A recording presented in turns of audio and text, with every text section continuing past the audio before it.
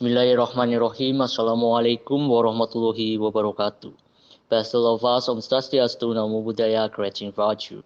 Honorable leaders and member of Commission 1 TPRRE, Ambassador of friendly countries and leader of Organization International. Ambassador, elders, and all of the level of the Ministry of Foreign Affairs of the Republic of Indonesia. For at home and abroad, leaders of mass media, college, fellow journalists, students, distancing guests.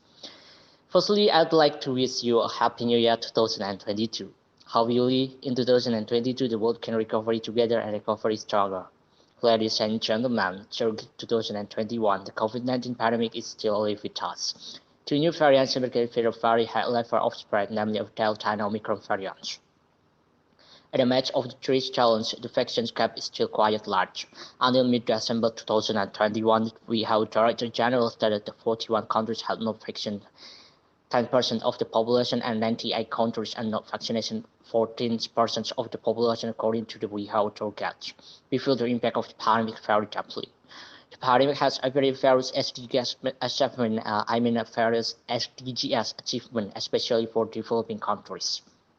More than 1,000 million additional people worldwide have felt impact in poverty, and about 18,000 million are suffering from hunger.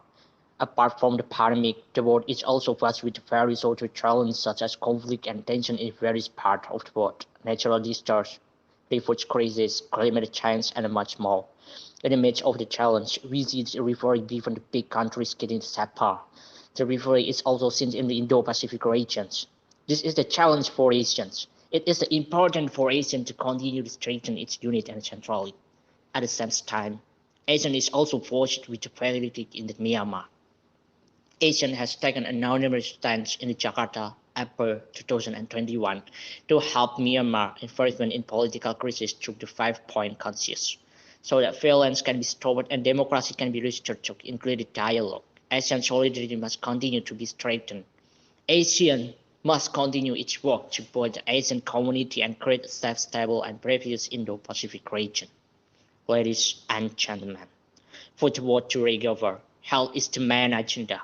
For the reasons, health diplomacy in Indonesian priority in 2021. Throughout 2021, various diplomatic steps will continue to be carried out, both bilaterally, regionally, and multilaterally. First, of course, to meet the vaccine needs of the Indonesian people. Alhamdulillah, by the end of December 2021, Indonesia had injected more than 2,017 million doses of vaccines, the fifth largest in the world of China, India, America, and Brazil. Of all the vaccine that Indonesia received, more than 20.15% came from COVAX, and thus is sharing support from the friendly countries. On December 2021, Indonesia had met the WHO target of yearly vaccination 14% of its population. The next challenge is to meet the target of 17% full vaccination of the total population in May 2022. Secondly, Indonesia also continues to fight for equal access to vaccines for all countries. In the midst of all difficult and challenge, until the third week of December 2021, the COVAX facility has success in introducing 18,000 million doses of vaccine to 1,000 countries and entities. Going forward, COVAX will continue to strengthen the distribution infrastructure, logistic capacity of health workers in reciprocal countries. At the regional level, as chair of the Asian Health Cooperation Sector Body for 2020 until 2021. Indonesia leads enters various Asia initiatives in confirming the pandemic and strengthening regional health relationship mechanism. Ladies and gentlemen, for 2022, health diplomacy will continue to be one of Indonesian priorities. The COVID-19 pandemic teaches us to improve national and global health resilience. Long-term cooperation is needed, including to strengthen the national health infrastructure and the health industry board for drugs and vaccines. Indonesia must be able to produce its own vaccine and can contribute products to be in the regions. Indonesia must be able to mix own ingredient of the medicine and fulfill the raw material for the medicine. Ladies and gentlemen, through 2021, economic diplomacy will also continue to be strengthened. Economic recovery efforts are carried out without compromising the health aspect. It's also important to emphasize that economic recovery efforts are also carried out by taking into account the environment and the SDGs. First, Indonesian diplomacy is working to establish a travel corridor agreement or TCR with the aim of referring over cross-border travel. Secondly, its expanding market access of wealth employment and protection investment, among others, is carried out through combination of GPR and for the extended. In addition, we also organize a number of hybrid business meetings, such as Indonesia, Latin America, and Caribbean, Indonesia, Central of Eastern Europe. Indonesia also participates, in Dubai Expo 2022.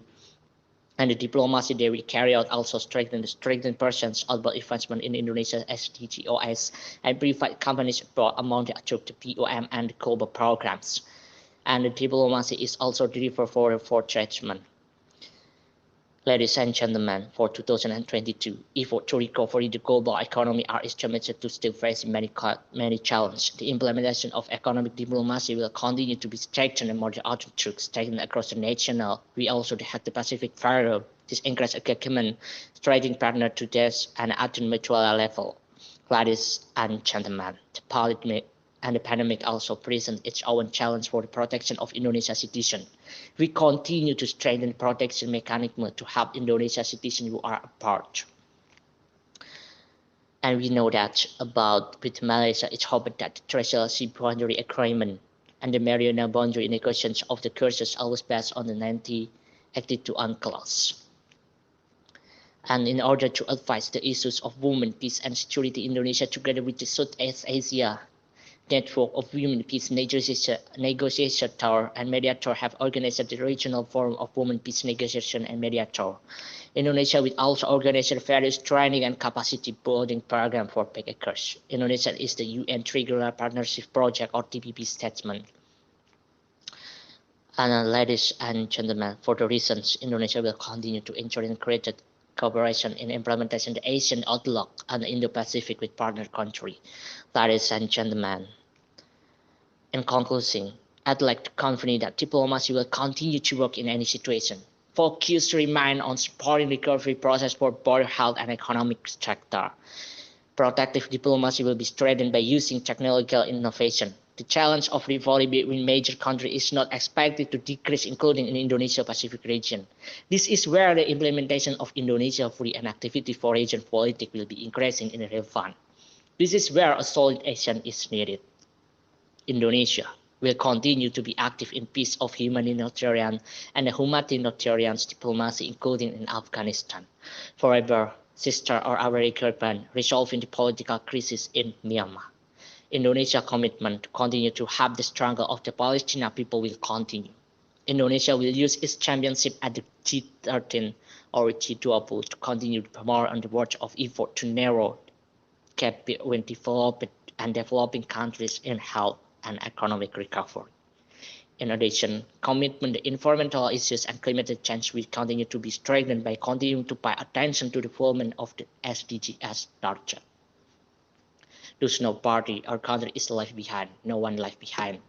Ladies and gentlemen, ending this PTM, allow me to express our high appreciation to the partner of commissaries, the Commission, the media, and all the stakeholders for the cooperation and partnership that has been well developed so far. I'd like to end the statement early this year by quoting President Joko Widodo at the explanation of the 13th President of Indonesia last October in Rome. Joining effort for the recovery of the world economic, inclusive, people-centered, environment-friendly, and sustainable growth must be carried out in a explanatory way, especially through the stronger world collaboration and continuous involvement. Ladies and gentlemen, let us strengthen cooperation, solidarity for peaceful, stable, and prosperous world. Recovery together, recovery stronger. Just thank you. Wassalamualaikum warahmatullahi wabarakatuh.